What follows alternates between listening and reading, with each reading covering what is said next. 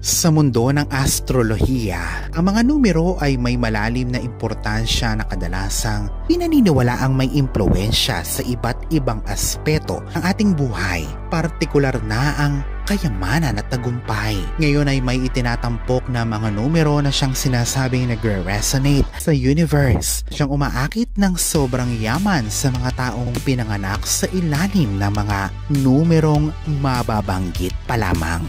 Alalahanin na ang video na ito ay para lamang sa mga may bukas na isip at lubos na paniniwala sa mga ganitong paksa at gawain. Kung ang video na ito ay hindi nagre-resonate sa iyo o hindi sumasang-ayon sa iyong paniniwala at mga naging karanasan, ay mas mabuting i-skip mo na lamang ang video na ito.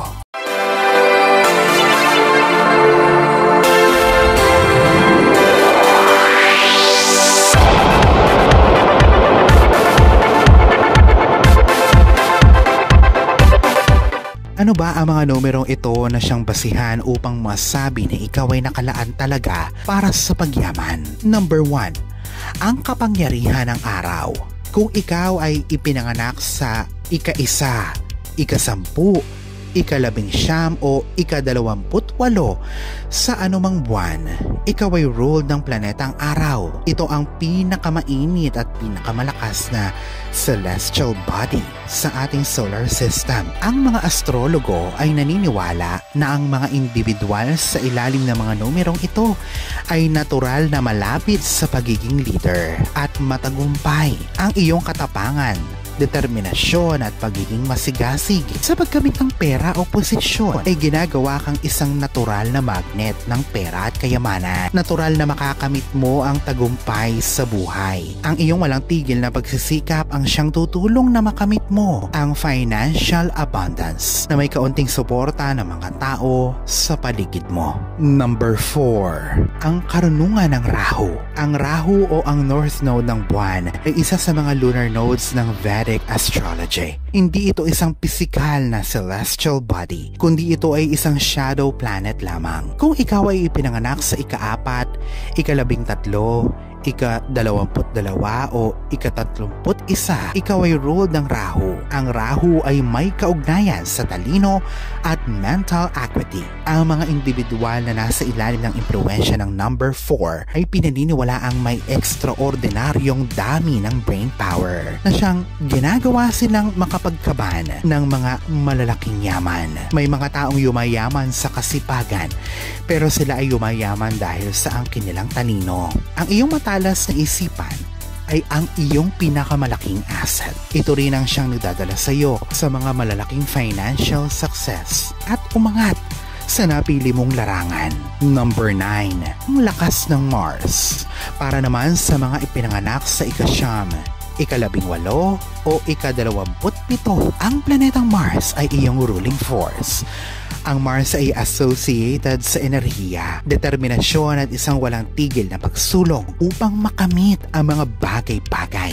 Kadalasan ang mga individual sa ilalim ng mga numerong ito ay aabutin ang kanilang mga pangarap anuman ang mangyari, partikular na pagdating sa pag-iipon ng yaman. Kung ikaw ay kabilang sa 9, malamang ay hindi ka titigil sa pagkamit mo sa iyong mga financial goals. Gagamitin mo ang lahat ng iyong resource. Masigurado lamang ang tagumpay na ninanais mo. Number 5, ang magandang kapalaran ng Mercury.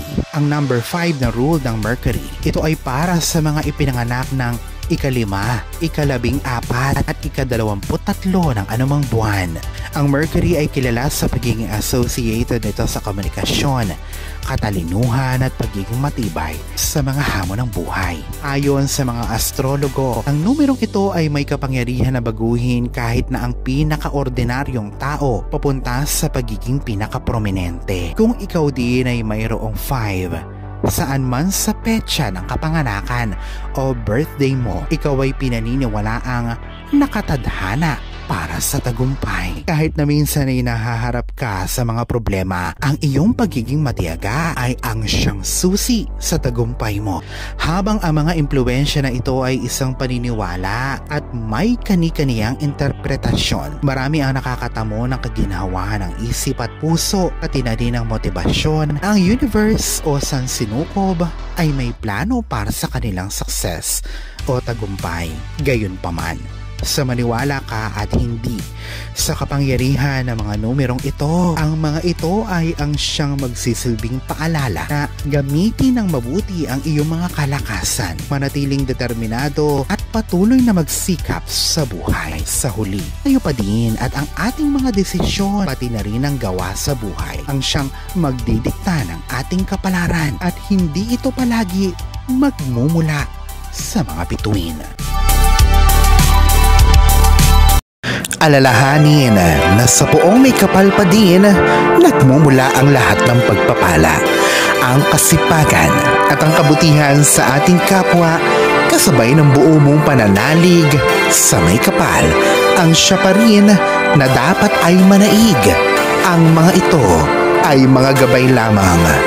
This is Erfidel Rosario.